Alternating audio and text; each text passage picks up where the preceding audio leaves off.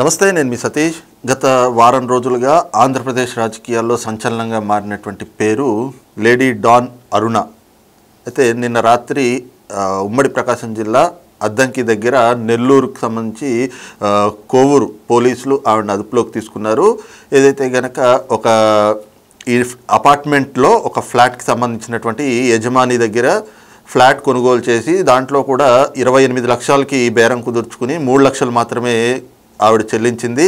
మరి అందులో డబ్బులు అడగడానికి వెళ్ళినటువంటి యజమాని పీక మీద కత్తి పెట్టించి రౌడీ షీటర్లతోటి బెదిరింపులకు పాల్పడ్డారు అనేటువంటి అంశంలో ఆ బాధితుడిగా ఉన్నటువంటి అపార్ట్మెంట్ యజమాని పోలీసులకు ఫిర్యాదు చేయడం. ఆ కేసులో అయితే కనుక నిన్న పోలీసులు ఆవిడని అరెస్ట్ చేశారు. అయితే అనేక ఆరోపణలు ఎదుర్కొంటా ఉన్నటువంటి లేడీ డాన్గా పేరు పొందిన అరుణ అరెస్ట్ పైన వైసీపీ నేతలు కూడా పెద్ద ఎత్తున విమర్శలు చేస్తూ ఉన్నారు.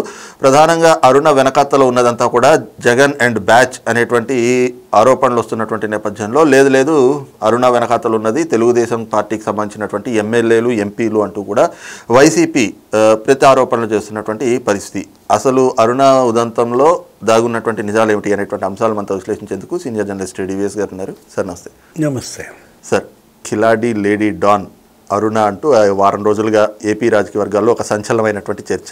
ఆవిడని అరెస్ట్ చేశారు, ఏదో బాధితుడు ఫిర్యాదు అని చెప్పేసి అన్నారు. కానీ ఆవిడ పైన ప్రభుత్వం కూడా ఈ రోజున సీరియస్గానే కొంత దృష్టి సారించినటువంటి పరిస్థితి. మరి శ్రీకాంత్ రెడ్డి ఒక రౌడీ షీటరు, యావజ్జీవ ఖైదీగా ఉన్నటువంటి వ్యక్తి, ఆయన పెరోల్లో కూడా ఈవిడ పాత్ర ప్రమేయం ఉంది అనేటువంటి ఆరోపణలు. మరి వైసీపీకి సంబంధించి మాజీ మంత్రులు, మాజీ ఎమ్మెల్యేలు వాళ్ళ అధికారంలో మంత్రులుగా ఉన్నప్పుడు వాళ్ళతోటి ఈవిడకున్న సాన్నిహిత్య సంబంధాలు, దాన్ని తీసుకొచ్చి ఈరోజు టీడీపీ ఘాటిని కట్టేస్తూ ఉన్నారు వైసీపీ నాయకులు. ఎలా చూడాలి? అంటే రాజకీయ పార్టీలతో క్రిమినల్స్ చెడుగుడు, లేకపోతే ఐఏఎస్ ఐపీఎస్లతో క్రిమినల్స్ చెడుగుడు. ఇప్పుడు లోపం ఎవరిది? క్రిమినల్స్దా, రాజకీయ పార్టీలదా? క్రిమినల్స్దా, ఐఏఎస్ ఐపీఎస్లదా?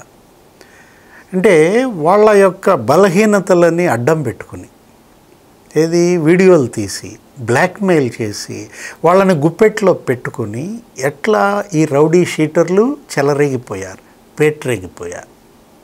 ఒక కేస్ స్టడీ. ఇప్పుడు ఈ శ్రీకాంత్ రెడ్డి, ఈ అరుణ, లేడీ డాన్ అంటున్నారు, కోవూరు కిలాడి అంటున్నారు. ఇప్పుడు ఇక్కడ ఈ అరుణ లేకపోతే శ్రీకాంత్ రెడ్డి తెలుగుదేశం అని వైఎస్ఆర్ కాంగ్రెస్ పార్టీ వాళ్ళు ఆరోపిస్తున్నారు.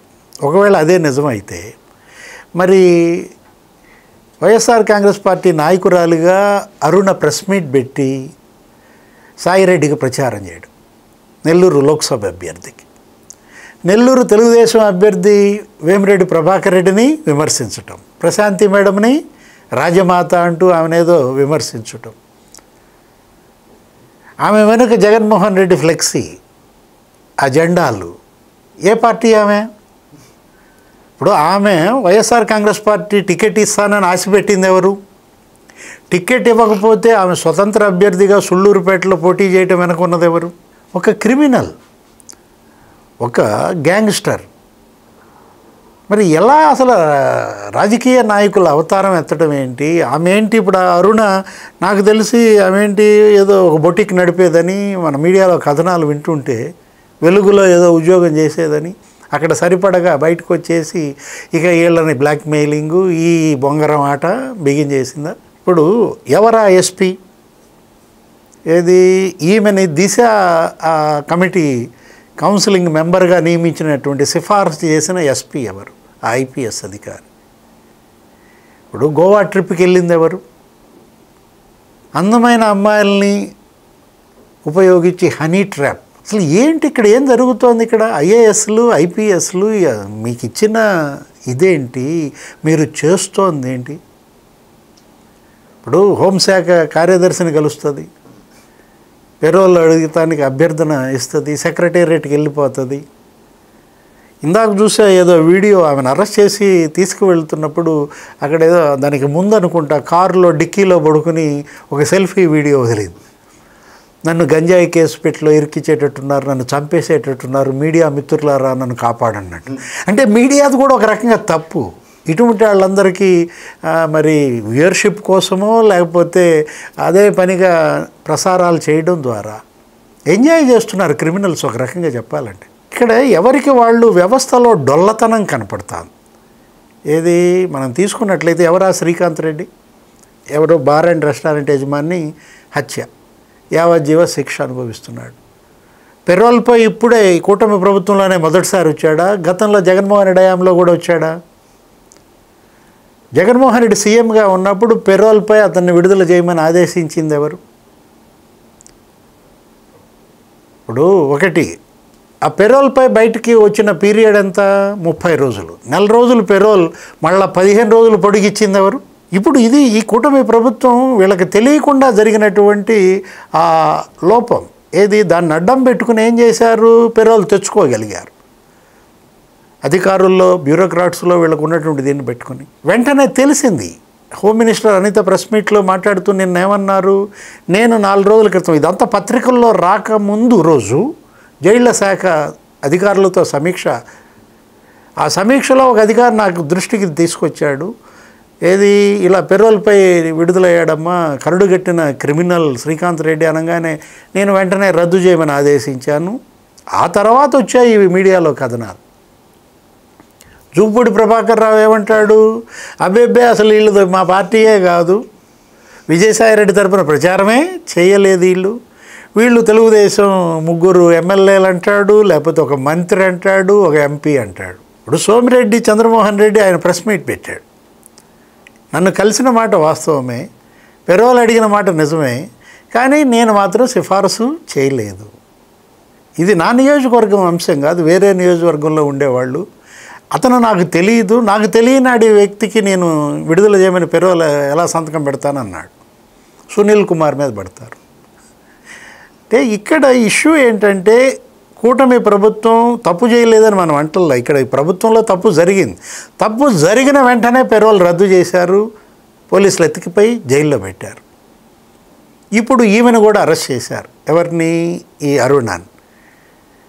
అరే అసలు నాకు లేడీ డాన్ అనగానే నాకు ఎవరో చూస్తే నాకు ఏం గుర్తొచ్చే, పూలందేవి అక్కడ చంబల్లోయ. భారతదేశంలో ఒక 10 మంది లేడీ డాన్స్ ఎవరా అని చూస్తే వరుస పెట్టి వచ్చాయి. జనాభాయి దారువాలి, లేకపోతే సంతోబెన్ జడేజా, సీమా పరిహార్ గుజరాత్లో ఉంటారంట వాళ్ళు, సోను పంజాబన్, పుత్లీబాయి డెకాయిడ్స్. ఇప్పుడు ఆంధ్రప్రదేశ్లో ఇప్పుడు ఈ లేడీ డాన్నా.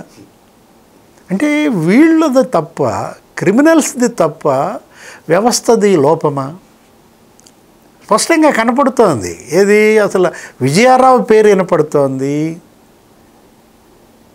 టోటల్గా వేళ్ళన్నీ ఆయన వైపే చూపబడుతున్నటువంటి పరిస్థితుల్లో ద్వారకా తిరుమలరావు గారి పేరు వినపడుతోంది.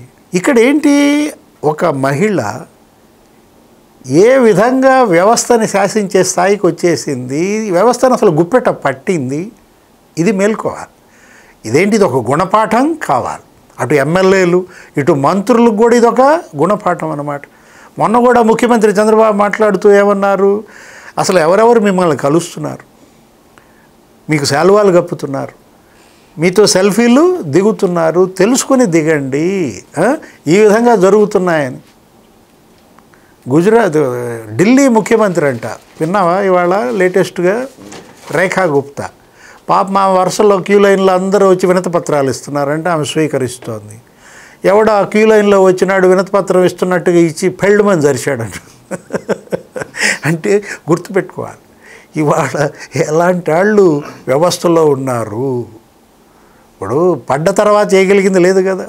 ఏది, అది దెబ్బ పడ్డ తర్వాత కానీ, ఇప్పుడు ఇలా నిందపడ్డ తర్వాత కానీ చేతులు కాలేక ఆకులు పట్టుకుంటే ఏమి లాభం? ఇవాళ ఇదొక అద్దంలా మారింది.